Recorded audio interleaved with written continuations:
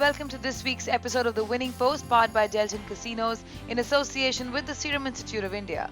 The Mumbai racing calendar is packed with back-to-back action, and last Sunday saw the running of the Punawalla Breeders Multi-Million. But before we get to that action, let's catch up with Mr. Zavare Poonawalla, the man behind it all.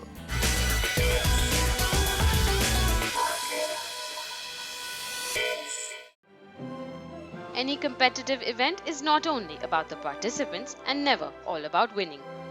Astute planning and sincere efforts in promoting the sport to draw a sizable crowd and attract media attention that goes a long way. It takes astute planning and sincere efforts in promoting the sport to draw a sizable crowd and attract media attention that goes a long way in making it a memorable experience.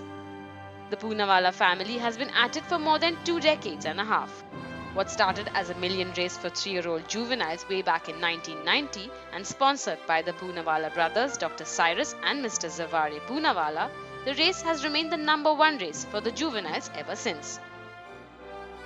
The popularity of the Poonawalla Breeders Multi-Million and the tough action on the track has earned the race the popular title of the Juvenile Derby. The concept is striking and the value additions appealing to the spectators. All of this combined to make a landmark race for 3-year-olds. We caught up with the man behind the event, Mr. Zavare S. Poonawalla, who spoke to the Winning Post about how the race has evolved over the past 26 years and his plans for the future of this event. It's been very gratifying, but it takes a toll on you. 26 years, I've never missed it. So that means that every time I wanted to go out of India, or stay in Pune for a particular reason, we had to come here, and you have to sweat it out from the whole afternoon, and you have to prepare for it. And if personal attention is not given, it cannot work. My staff are fantastic, but they still need a little bit of tips and a little bit of additional motivation and guidance. And if you do that, it works. If you leave it, it will just sink. Well, see, the thing is that ideally this race should have been a mile, and that should have been ideally on the 15th of March when you have the Shapoorji Multi-Million, because by then the babies mature, and once you run them in a mile in a big race like this, those will be the ones that can then go on to win the derbies. What's happening here is that faster horses and less mature horses are scrambling to win the race. So indeed it's a very, very hot race. It is definitely a Group 1 material race for youngsters, but I've always dreamt that if we could push it into March, then it would mean that we would call it really a juvenile derby. But to do that, we come into the summer month, and then you can't have fun and frolic which this race has carried itself with. So the question is, do you have it as a glamour event, or do you have it as a very, very serious event to choose or to promote future derby winners? So it's a question mark which of the two you should take. I would really dream that if the weather was a little better, I would have taken 15th of March and made it into a real juvenile derby and got the stakes doubled. I've got a different idea. We are trying to consider night racing, or we've started working on it.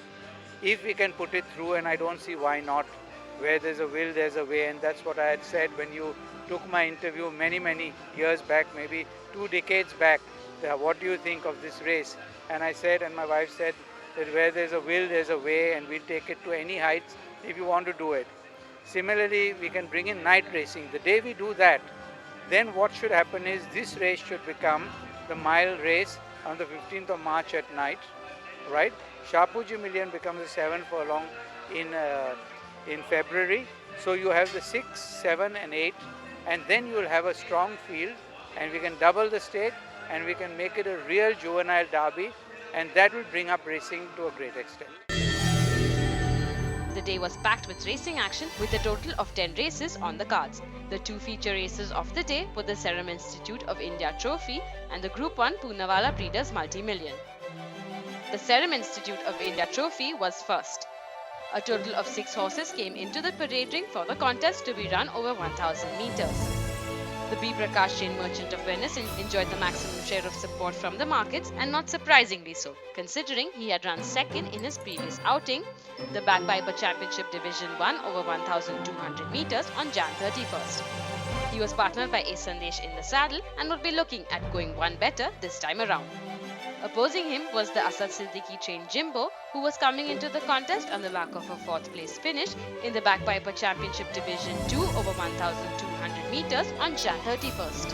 A. Ashad Asper was back in the saddle and would be looking at improving on that performance this time around. Sanjay Kolse had a runner in the Limelight, who was coming into the contest on the back of a disappointing finish in the Moonlight Romance Double Stakes over 1,200 meters on February 15, where he had placed 12th in a field of 16. S.J. Sunil was back in the saddle and would be looking at improving on that performance over the shorter trip.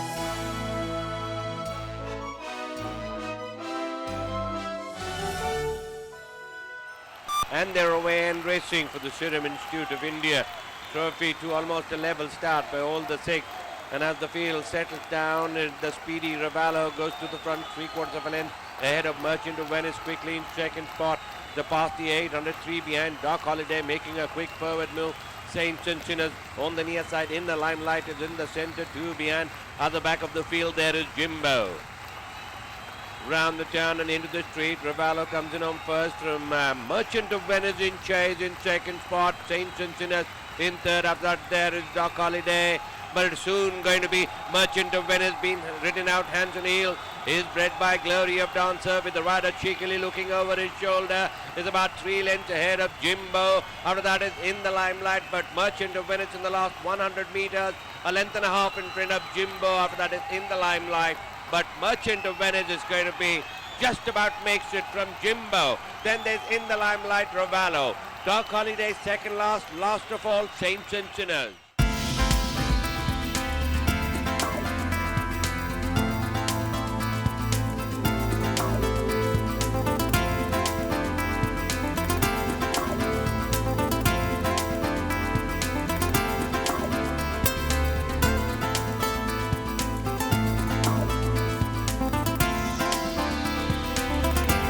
Time now for us to slip into a quick break here on the Winning Post, but don't go anywhere as we bring you the big one after.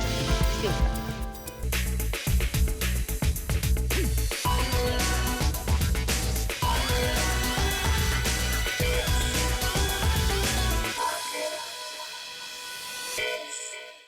Welcome back to the Winning Post, powered by Delgin Casinos in association with the Serum Institute of India. The Grade 1 Poonawalla Breeders Multimillion has earned the reputation of being India's juvenile derby. Not surprising, considering it sees the country's top juveniles in contention. So which of them reigns supreme? Let's find out.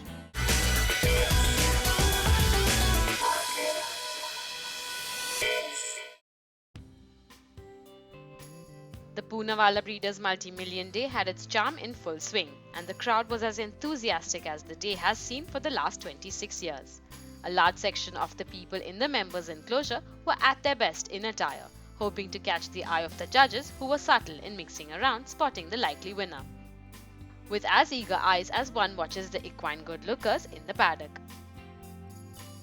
The feature race of the day was the Group 1 Poonawalla Breeders Multi-Million. 12 horses came into the parade ring for the contest to be run over 1,400 meters. Costa del Sol from Pacey Shroff's yard was coming into the contest on the back of a second place finish in the Group 3 the Kunigal Stud Breeders Produce Stakes over 1,400 meters on Jan 31st. And with Trevor Patel on board, was looking at notching up his second career win in 4 starts. Also in the field was Colombiana from Malesh Neredu's yard, who was coming into the contest on the back of a win in the BK Ratansi Memorial Maiden Multi-Million over 1,200 meters on February 1st, and would be looking at continuing his winning streak with Suraj Neredu in the saddle. Making his first appearance on the Mumbai track was Oxford Opinion trained by S. Kanpati.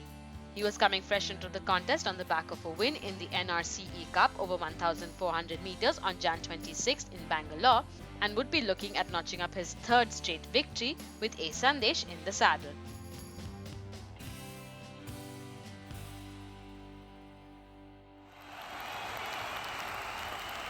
Your attention Where please. they go for the Marine Punawalla 1 has Breeders been withdrawn. Multi-Million Number Grade 6, 1, Marine 1 has been the withdrawn. 26th edition of this race, and on settling down, it's Moon 1 in the centre, taking it up there from on the outside. There's Golden Bell on the inside, Colombiana in second. Running third, there's Oxford Opinion. Then there's on the wide outside Multitude. Then there's Shivalik Heroine. Then comes Bold Appeal. Costa del Sol. Kyoto on the outside. Mount Rushmore. Then there is in second last place Bull Run Last Fall. Mount Rushmore as they go towards the 800 meter marker in this Poonawalla Breeders Multi-Million. It is Golden Bell, the leader from Colombiana. Then there's Multitude in third. Then comes Daytona. Upon the outside is Kyoto, Costa del Sol, Oxford Opinion, Mount Rushmore, Bold Appeal, all closely bunched up. Then there in second last place there is Bull Run and Jarama. Into the straight they come. They have a little over 500 to go in this Poonawalla Breeders Multi-Million.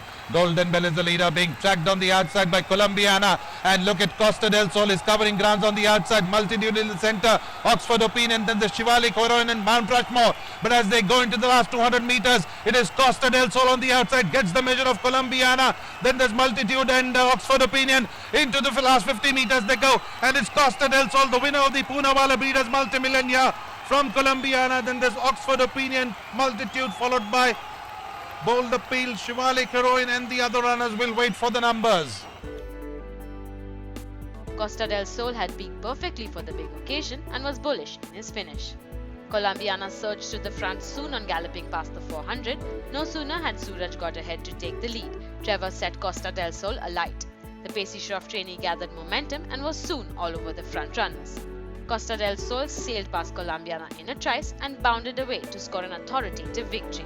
Multitude, who came to Mumbai with a good reputation, found the local juveniles too hot to handle, as did the Bangalore challenger Oxford Opinion. The Punawalla family came out in full force to give away the winning honours.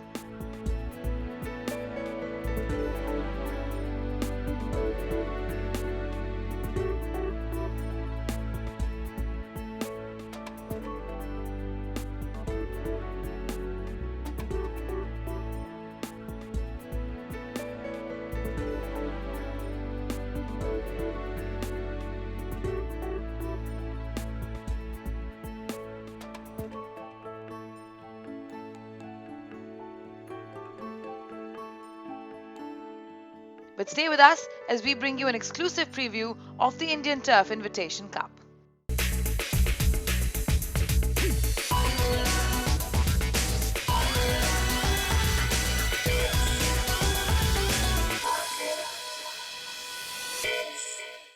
Thank you for staying with us here on the Winning Post, powered by Delton Casinos in association with the Serum Institute of India.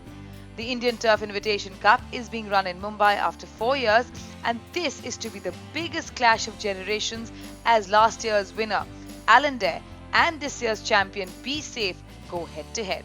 Our expert Mohit Lalvani brings you his analysis.